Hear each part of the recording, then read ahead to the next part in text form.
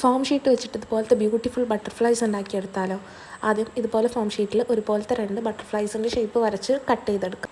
ഒരുപോലെ കിട്ടാൻ വേണ്ടിയിട്ട് ഒരു പേപ്പറിൽ വരച്ച് അത് ഇതിൻ്റെ മേലെ വെച്ച് സ്കെച്ച് ചെയ്ത് കട്ട് ചെയ്തെടുത്താൽ മതി. അതൊക്കെ ചെയ്യുന്ന വീഡിയോ എടുക്കുന്നുണ്ട് എന്നുള്ള പ്രതീക്ഷയിലായിരുന്നു ഞാൻ ഇരുന്നത്. പക്ഷെ അത് എഡിറ്റ് ചെയ്യുന്ന സമയത്താണ് അതൊക്കെ പോയിക്കണമെന്നുള്ള നെറ്റിന് സത്യം ഞാൻ മനസ്സിലാക്കിയത്.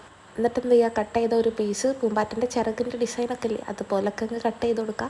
പിന്നെ എൻ്റെ അത് സ്റ്റിക്കി ഫോം ഷീറ്റ് ആയതുകൊണ്ട് ഞാൻ അതിൻ്റെ സെൻറ്റർ ഒന്ന് പീൽ ചെയ്തെടുത്തിട്ട് 3D എഫക്റ്റ് കിട്ടാൻ വേണ്ടിയിട്ട് ഒന്ന് മടക്കിയിട്ടാണ് ഇതിൻ്റെ മേലെ ഒട്ടിച്ചെടുത്തിട്ടുള്ളത്.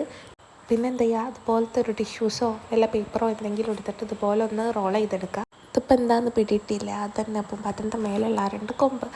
എന്നിട്ട് എന്ത് ചെയ്യുക, ഇതൊന്ന് റോൾ ചെയ്ത ആ ഭാഗത്തൊന്ന് കളർ ചെയ്യുക. എന്നിട്ട് ഒന്നുകിൽ ഇതിൻ്റെ ബാക്കിൽ പശ വെച്ച് ഒട്ടിക്കുക. പക്ഷേ ഇത് സ്റ്റിക്കി ആയതുകൊണ്ട് ഞാൻ ഇതിൻ്റെ സെൻറ്റർ ഒന്ന് സ്പ്ലിറ്റ് ചെയ്തിട്ട് അതിൻ്റെ സെൻറ്ററിലാണ് ഒട്ടിച്ചു കൊടുത്തിട്ടുള്ളത്.